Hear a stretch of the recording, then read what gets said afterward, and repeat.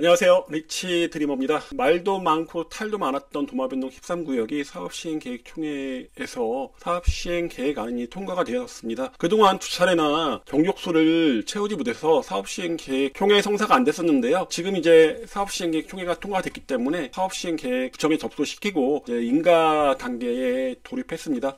사업시행계획 인가는 아무래도 올 중반기 이후에 나올 것으로 보이는데요. 그동안 비대위의 반대로 인해서 멈춰있던 도마변동 13구역이 이제 본격적으로 다시 사업이 추진되게 되었습니다. 도마변동 13구역 같은 경우는 제가 개인적으로 생각할 때 입지가 굉장히 좋다 보니까 저도 중개를 많이 해서 도마변동 13구역을 많이 매수를 해드렸는데요. 그동안 있었던 불확실성이 이번 사업시행계획이 통과되면서 어느 정도 안정세에 접어들었다고 보시면 됩니다. 도마변동 구역 중에서는 정비구역 지정 이후 시공사 선정까지 14개월 만에 마무리되면서 굉장히 빠른 속도를 보였었는데요. 하지만 중간에 여러 가지 의견, 조합원의 이견으로 인해서 문제가 좀 많았죠. 하지만 재개발을 하지 말자고 했던 건 아니고요. 조합원들한테 이득이 되는 재개발을 하자는 그런 공감대는 서로 형성됐었던 것 같습니다. 지금 보이는 건 도마변동 13구역 계획안인데요. 건축심의가 이렇게 통과됐기 때문에 이런 식으로 건설이 된다고 보시면 되고요.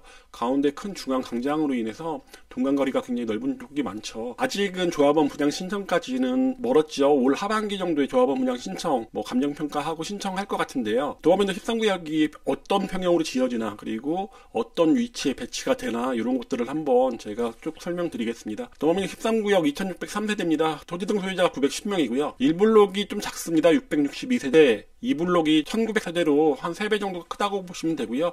임대는 2블록에 몰려있다고 보시면 됩니다. 현재 대우하고 DLENC에서 사업을 추진 중에 있습니다. 배치도인데요. 정남향도 좀 보이고요. 대부분 남동향과 남서향 이렇게 배치가 되는데요. 가운데 중앙 광장이 크다 보니까, 그러다 보니까 이렇게 동간 간격이 넓은 평형대가 좀 보입니다. 이런 것들 선택하면 조합원들한테는 더 이득이 될 것으로 보이는데요.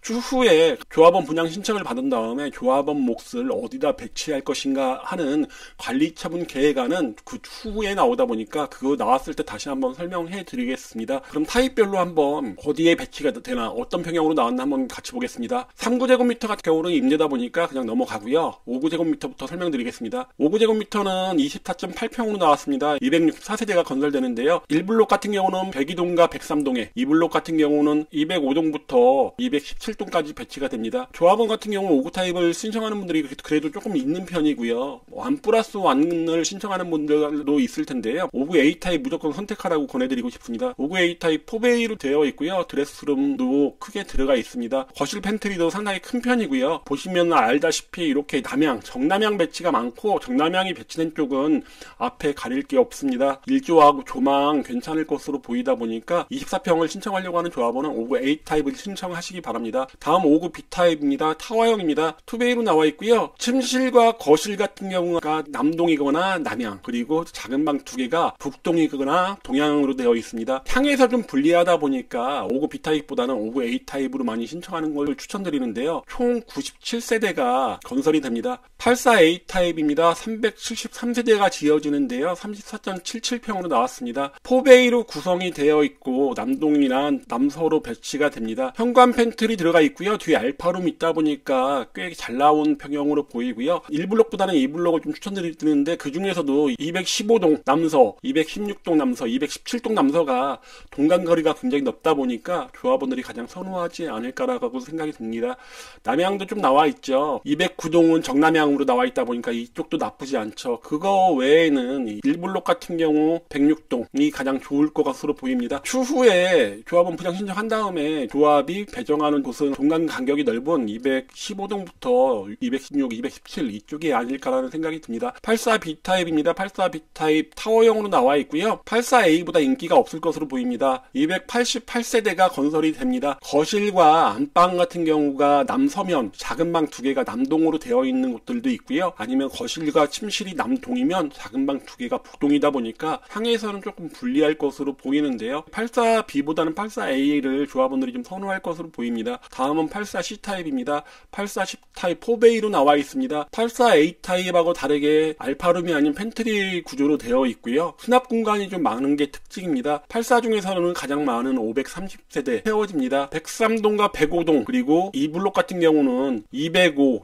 206, 207, 208의 남동이 앞에 아무것도 가림이 없다 보니까 가장 좋아 보입니다. 84A 타입의 남서 그리고 지금 84C 타입의 남동이 그나마 유리하지 않을까라는 생각이 듭니다. 101A 타입입니다. 41.38평으로 나와 있고요. 총 271세대로 101 타입 중에서는 가장 많이 건설이 됩니다. 4베이로 되어 있고 뒤에 알파룸까지 총 방이 4개 구조로 되어 있고요. 201동, 202동, 203동이 동간 간격이 넓어서 조합원들이 선호할 것으로 보이고요. 정남향으로 되어 있긴 하지만은 219동 같은 경우는 동간 간격이 짧다 보니까 조합원들이 선호할 것 같지는 않습니다. 101A 타입 조합원들이 많이 선택을 할 것으로 보이고요. 101B 타입도 4베이입니다. 4베이로 되어 있고 남동이나 남서로 되어 있습니다.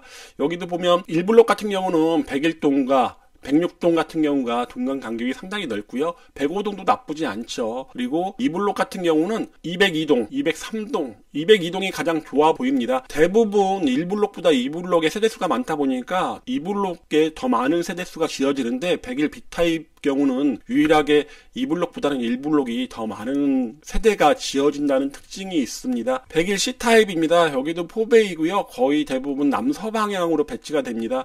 여기도 월평 공원 뷰가 보이는 쪽이다 보니까 앞에 채광, 조망 나쁘지 않을 것으로 보여서 조합원들이 많이 선택할 것으로 보입니다.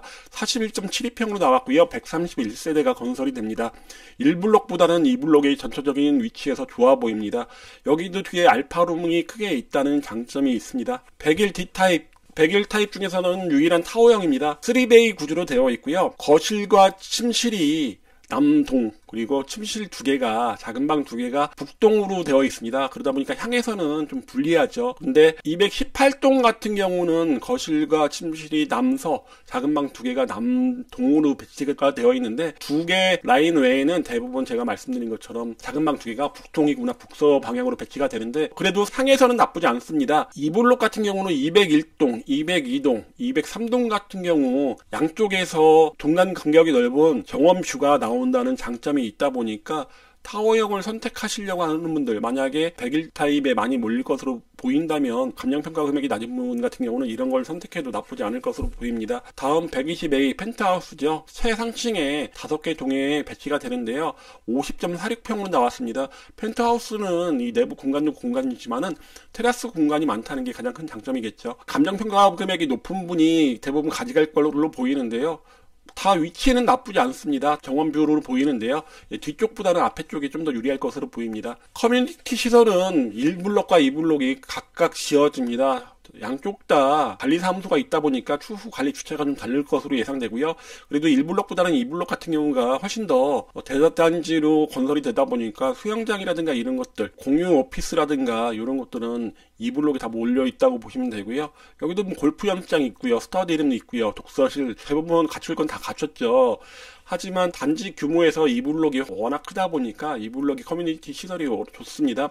수영장 크게 들어가 있고요. 피트니스 센터 같은 경우도 복층형으로 구성이 됩니다. 실내 클라이밍도 복층으로 되어 있죠. 스크린 골프나 VR 야구, 인도어 골프, 공유 오피스, 스튜디오 같이 굉장히 화려한 커뮤니티 시설이 2블록에 대부분 몰려 있다고 보시면 됩니다. 도마뱀동 13구역은 제가 몇 번 말씀드렸지만 입지가 정말 좋습니다. 천변뷰가 나오는 것은 아니지만은 교통 측에서는 도마뱀동 13구역 굉장히 좋다고 보시면 되고요. 트램역의 위치가 확정됐죠. 도마뱀동 12구역과 복수동 2구역 사이로 확정이 됐는데 도마뱀동 13구역 분들이 이용하기 나쁘지 않고요.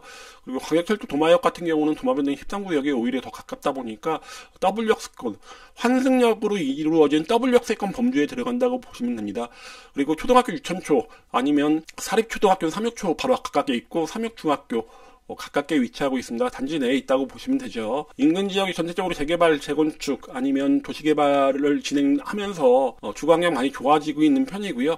그리고 뒤쪽으로는 월평공원, 하나포레나가 건설이 되죠. 그리고 나머지 부분은 공원으로 만들어지다 보니까 숲세권의 영역에 들어간다고도 보셔도 됩니다. 이렇게 오늘 말씀드리는 도마뱀동 13구역 사업시행계획 총회 소식 전해드렸는데요. 대전 재개발, 재건축, 매매상담, 매물상담, 매물 접수하시려면 위에 보이는 전화번호로 연락 주시면 제가 상담해드리겠습니다.